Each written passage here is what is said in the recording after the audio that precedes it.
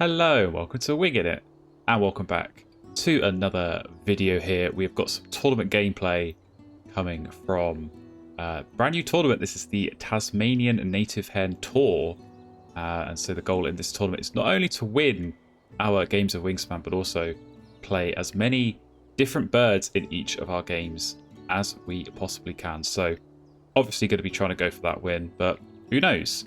Maybe we'll be playing some different birds to normal in order to try and get those additional points. So this is one of our group stage games we've got in this tournament. This is going to be post-commentated, so obviously I've already played this game. But I think watching it back here and giving a bit of insight into my thought process at sort of the key decision points in the game will hopefully be useful. And there is no more important a decision in a game of Wingspan than the starting hand, and you'll see got a pretty good one. I will always take card draw over everything else, and Great Crested Grebe, one of the strongest card drawing birds in the game. So pretty much a no-brainer to keep that, and not going to keep anything else. Why keep something I'm not interested in when I've got such a strong card drawing power in this Great Crested Grebe? So yeah, obviously with the starting nectar here, I'm going to be able to get that straight down, although I was planning on playing it, but you'll see my opponent did draw cards, revealed a very, very nice looking Mourning Dove in the tray. So a little bit of thinking, but to be honest, I think I just take that without even thinking. It shouldn't really be a question because Mourning Dove is so valuable, especially on these Oceania boards. Anytime you can get eggs outside of the grasslands just helps you so much. So yeah, now I know I can dig, I can try and find some more good forest engine birds perhaps, but I've got the egg access sorted. And yeah, we're going to use, as I say, this Great Crested Grebe. We're going to be drawing lots of cards. We're going to be seeing lots of cards, which is really important. And hopefully, yeah, with just that bit of digging, we can get something to add to the Mourning Dove. But even just having that already takes actually quite a lot of the pressure, I think, off this Grebe. I mean, obviously, I am still going to want to find some good stuff. Start the digging now. But having already got a good forest bird kind of sets me up a little bit already. So not the best first draw. Probably going to keep this busted here. Again, can be a useful one maybe for getting an egg. Obviously, bonus cards are always nice. You see I did pick behaviors for the starting bonus cards. So not the easiest. And certainly if I'm going to play this Mourning Dove, I think column 1 is going to be a write-off. But perhaps there's something we can do there in the following columns, especially with a nice forest engine. And what better bird to go with a forest engine than Sri Lanka Blue Magpie? So very nice. Very happy that's come up so early in the game.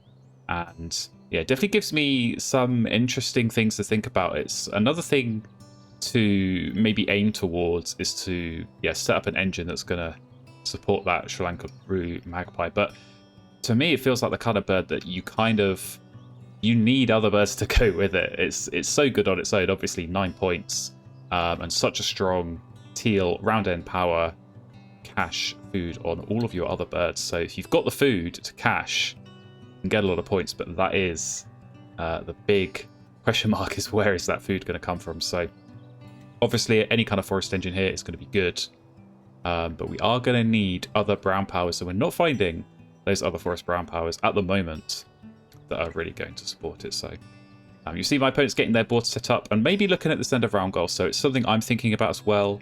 Sets of eggs is normally quite tricky in this first round.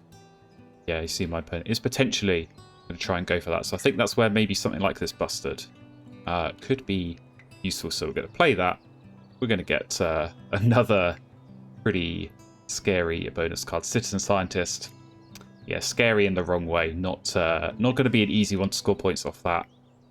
Especially if, we're going to be going in the forest. We're going to be doing caching. Probably not going to be doing too much tucking. So we'll see. I'll say maybe with the Grebe, a little bit more digging. But it's probably going to be in round 2 because we can lay eggs here. See, my opponent did just legs as well. So we tie the end of round goal. I think that's worth doing. These eggs are going to be useful for getting us set up. And we come into round 2 with a fresh tray. And we finally have a forest bird. Paracrossbill, not the best bird in the game. You see we actually have 2 water birds in the tray, which I'm just going to deny, and that's where actually this greeb can be quite useful is. A Sawhorn Lark, quite happy to go with that. Not a bad play. You know, could get tuck cards. It's a pink power, which is good for Behaviorist. It's going to help me with filled columns on this end of round goal. So I was quite satisfied with that, and actually to deny my opponent the 2 strong Wetland Birds, having seen the position they're in, not really much in the way of card access. As you see, they're just Chetty's Warbler in the wetlands. That felt important to me, so yeah, quite happy to do that block. But as I say, Parrot Crossbill, not a typical bird, but you know, with this format of trying to play different birds than normal, maybe that's the ticket to success here. And yeah, any extra food is good. Doesn't matter where it's coming from, and doesn't really matter what food it is, as long as I can get a brown power.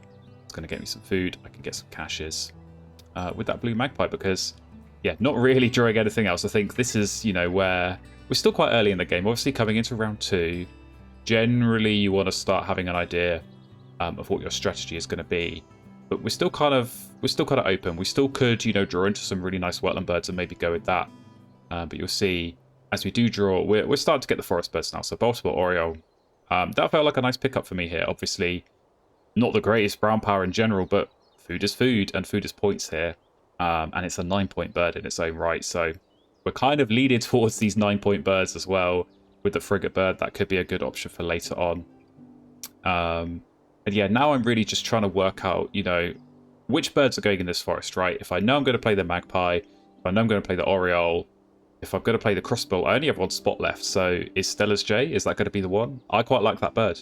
And I think certainly in combination with crossbill, where you're able to selectively choose certain dice to remove from the feeder, it's quite easy to get yourself rerolls, get yourself a cache on that Stella's Jay every single time. So yeah, honestly, unless something amazing comes up like a forest owler or maybe a tuck and draw bird for the forest, I think at this point I'm pretty much settled on going for these forest plays. So it's just going to be a question of how quickly I can get them out, which order I'm going to think about doing it in.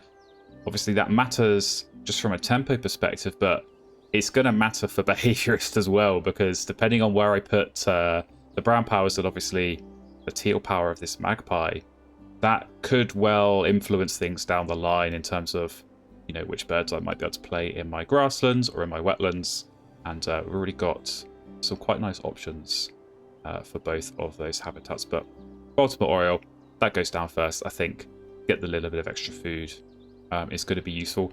Obviously has a cost, which is all players getting the berry. So I will be helping out my opponent a little bit just by giving them a bit of food. But berries, generally the least useful food. My opponent already had pretty, you know, decent food access going in the forest. Just played Lapwing, you might have seen, so got a bunch of food through. Does have the Crimson Chat though, so you know, swings and roundabouts. Maybe those berries are also going to be points for my opponent, but it's still a 9-point bird. Baltimore Oriole. It's going to push this forest out, and that by default is going to get me some more food as well. So I know that in every single case, pretty much this is going to be a point for me. And you know, sometimes you can flood your opponent with food and they can't really do much with it. So we'll see how much of that we can do. But importantly now with that second forest bird, we can also start discarding cards, and we've got some pretty bad ones in the hand through the green digging earlier that, yeah, I don't really want to play. So they can get discarded here. We can actually turn those into a useful resource here, which is food. And again, that's going to be useful not just for the magpie for the caches, but also getting the birds down more quickly. And that's going to be, yeah, so key, I think, just to get this going quickly, because we're in round 2. We're, you know, coming towards the end of round 2 is generally when I like to have the bulk of my engine. If I'm going for an engine game, I want to have the bulk of it set up by then. And so that is, yeah, always a good thing to aim for, and a good thing to think about. So you see we're going food again. Could have played the magpie first, but I realised actually here there's no benefit. It's, you know, going from the 2 birds played in the forest to 3, you don't actually gain any extra food. And this way I could grab more nectar, spend more nectar on the magpie when playing that here, which is what I'm going to do. And just get more nectar points in the forest, because the cache nectar is not going to count for spent nectar. It's only if you spend it on playing birds. in the forest in this case. So you'll see very nice brown power in the Morning Dove and the Oriole, and very nice teal power here in the Magpie, which we're going to use right away. So cache those berries, no questions asked. A little bit to think about on the other foods. Probably thinking, you know, maybe those fish could be useful if I'm going to do frigate bird later. But certainly, we're going to be taking lots of food. We're going to be resetting this feeder a lot. And I'm going to be looking for seeds, because that's what I need now with Stella's Jay and with Parrot Crossbill. And it might be what my opponent's going to need if they are going to pick up that lovely Great Indian Bustard in the tray. So I wouldn't have minded getting my hands on that. But honestly, I don't have a great bonus card to copy, so it probably wouldn't have been the biggest to play for me, but obviously quite a nice one for my opponent to go and grab. So no real controversy there. And yeah, from here, it's just about working out how I want to play these birds, what order. And I think Stella's Jay, as I say, getting that cash, getting that reroll, it's important to have an option sometimes before activating that to be able to take a dice out or, you know, manipulate the feeder in some way.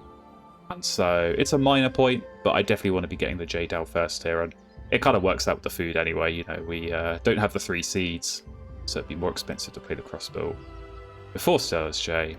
But yeah, we can certainly get them both in back to back here in pretty quick succession, and just pushing this forest out. And Stella's Jay will get the caches. So it's going to be a cache on the Jay. It's going to be egg on the Morning Dove. It's only 2 points in the forest. But, you know, if we're getting 4 food just from gaining the gain food action, 1 from the crossbill, 1 from the Oriole, that's 6 food. So if I could turn, you know, most, hopefully all of those into points with the Magpie, then it's a pretty good action. It's a pretty good engine to be running up here in the forest. And obviously this food will be useful for some of these lovely big point birds as well. And we've got a bit of a decision to make. What do I prioritize? Do I go for the points of the frigate bird, or do I go for maybe the brown power that I might want with the Gagnon? And you see, yeah, Gagnon's gone. Just kind of figured at this point in the game, I'm quite happy with the birds I've got. You know, I'm probably going to draw cards maybe once more, see what I get. So the Gagnon power, you know, it's going to get me an extra card, but is that going to do much for me? I'd probably rather have the guaranteed 9-point bird in the frigate bird. And yeah, we've already got 2 9-point birds. Play a third is going to be very nice. So quick look at my opponent's board. Actually getting some nice stuff in the grasslands here. So yeah, we're definitely fueling some of that by giving away this food, by giving away these berries. And it's, yeah, making for a strong activation there. But we're capping off our forest here. We're getting Parrot Crossbill into the game. And yeah, forest is done. So as I say, in terms of slightly unusual birds to go down, I think Stella's Jay and Parrot Crossbill, they're up there. They may well not be birds that I play in the rest of this tournament, but that's exactly what this format rewards. So I'm fine with that. And yeah, being able to spend 7 nectar as well in the forest, that is valuable because, you know, we're running this forest engine, got lots of access to nectar. So being able to spend as much of that as possible on these big, high food cost, expensive birds, that's a big, important priority for me to try and just get some extra points because, you know, my opponent, they got a nice forest. It's not the best. It's not going to get loads of nectar. And especially if I am throwing berries out there, you know, there is an added benefit to me in that maybe it encourages my opponents to take food fewer times. Maybe they're going to overpay for more food costs with those berries instead of getting nectar. So, you know, there is, yeah, there is maybe some gain to be had by throwing out the berries there as well. So, quick check on our bonus cards. 0 points on both. Not ideal. But should be able to get at least 1 column on the behaviorist. But looking much better for my opponents. You see the Buster goes in there. We get an insight. 8 caches means already 8 points on whichever bonus card they chose for that one. So that's pretty scary, knowing that there's an 8-point bonus card over there and I'm on 0. So it's something to think about and something to pay attention to. But we're going to play Horned Lark here. Now, I could have done the double play in the wetlands. The reasoning I went for Horned Lark here is because I was looking at this thinking, I want to spend as much nectar in that wetlands as possible. The grasslands, no guarantee, no certainty as to whether I can do another play there, spend lots of nectar. But if I'm going to do double play with the heron and the frigate bird in the wetlands, I could potentially be spending up to 5 nectar there and try and swing that wetlands nectar where I can. So sometimes these little decisions can be important, can be worthwhile thinking about, just to try and squeeze out those few extra points. So we come into the final round. Not the best trade, but European Turtle Dove, honestly, I don't hate that here. And I'm certainly thinking here that if I'm going to do double play in the wetlands, you know, White Power Bird in the grasslands in that column 3, it's an extra few points. Another gamble on a bonus card could be useful. So I'm going to grab that. Obviously, see what else we get off the top of the deck with the Grebe. Nothing great. I am actually going to keep this Goldfinch here. You know, honestly, if I want a safe play instead of the gamble on the bonus card, it could be an option here because, again, with the Magpie, every food I get could well be a cash. It's another White Power Bird for the grasslands. So just gives me an option, I think, always having a backup. Whether you want to take that bonus or not, if you want to go for the gamble, always great to have an alternative. But yeah, only 4 turns left in this game, so it's crunch time. We've got to get as much next as we can. As I say, for that double play in the wetlands, we really want to target that and try and pick up those points because we're currently losing, having spent just the 1 nectar there. But we get a couple through, so it's not too bad. But definitely, yeah, going to be trying to push for more and try and see what I can get. So yeah, there's 0 points on the bonus cards. Not looking too good. You see, yeah, it's only 2 nectar spent in the wetlands for my opponent, but yeah, is another bird going to come in there? There's 1 in the hand, so maybe they're going to take food and play something. I just don't know. And it's a horrible position to be in when you don't have that information. So all we can do is kind of continue on our own turns, see how things pan out, and lots of nectar in the feeder is definitely going to help with that. So yeah, Parrot Crossbill, getting those seeds, Stellar's Jay getting the caches. We zip through the rest of the turn, and yeah, we've got lots of food ready to be used. So this is certainly where a little bit of counting, you know, is the 3 food that I would get from that Goldfinch, is that going to come in handy, or do I just take the gamble anyway? Obviously, bonus card there could be good, could be not very good. It's whether you want to take that risk or not. But it seems like for now my opponent is just laying eggs. They've got this end of round goal in the bag, so that is looking good for them. And yeah, this is where I can just check with my nectar, because I realise I am actually only 2 nectar behind now in the grasslands. So either one of these 2 plays for the grasslands, if I spend 2 nectar on that, I'm going to get the tie there. I still have 3 left over for the wetlands, which should be okay. It's only a question of if my opponent is going to take food out of nowhere and play a bird, but there's not any nectar in the feeder. It would be a gamble on the reroll. There's no certainty there. So I'm going off the basis that my opponent is just going to lay eggs here. So we're going to play the Turtle Dove, take the gamble, and boy, did that pay off. An already good-looking 4-point platform builder, but remember, we're going to do this double play in the wetlands. Just 2 more platform nests. And that's going to get us up to the upper bound of 7 points there. So dream find from the Dove. Definitely paid off taking that gamble over the Goldfinch. And yeah, it's going to make this double play that we're going to do at the end of this game even more potent. It was already going to be big points. It's, you know, 5-point bird, 9-point bird, big points in the wetlands. It was going to get us 2 columns off behaviorist, but now it's going to get another 3 points off platform builder. So 0 complaints from me there. I will take that all day long. And yeah, just help to justify taking food all of these turns, getting these nectars as well. We're going to have the nectar swing. So, you know, this is probably turning into like a 20, 25, maybe even a 30-point play at the end of the game here, which is just unheard of. So yeah, not looking too good on the scoreboards if we wanted to look now, but we know still a final play for the ages. And then obviously Magpie as well, you know, with whatever extra food we've got left over, it looks like we're going to have maybe 7 extra food to be able to cash. So yeah, that is going to work out really, really nicely. So just waiting to see it on my opponent there. The thinking time did make me nervous and make me think, oh no, what if they do take food? Play another bird here, but luckily not. Just laying eggs, so we have certainty here. We do our monster double play in the wetlands, and you'll see there, maxed out on the platform builder, 6 points on behaviors. Still a bit of a shame on citizen scientist, but there's only so much you can do with that bonus card. And those are the gambles you take. You know, we took 2 gambles on the bonus cards in this game. One of them paid off, one of them didn't. I think that's to be expected here. So into the round end powers.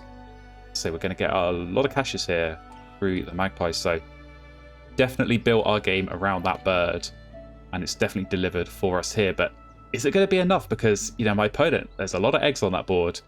We know there's a good bonus card, you know, 8 caches with the Bustard, 5 tucks for the Crimson Chat, and they performed really strongly on the end of round goals. But we were able to pip a few extra points out of the nectar scoring you see with the tie in the grasslands coming very late in the game there. But the swing in the wetlands to go from losing to winning, that's a lot of points. Is it going to be enough as we come into the final scores in this game? So we know we had some big point birds, lots of 9s, which was good. Bonuses, pretty good on my side, pretty good on my opponent's side. They drag it back on the end of round goals, and they're probably going to pull in the lead here with the eggs, and indeed they do. So caches is where we're strong.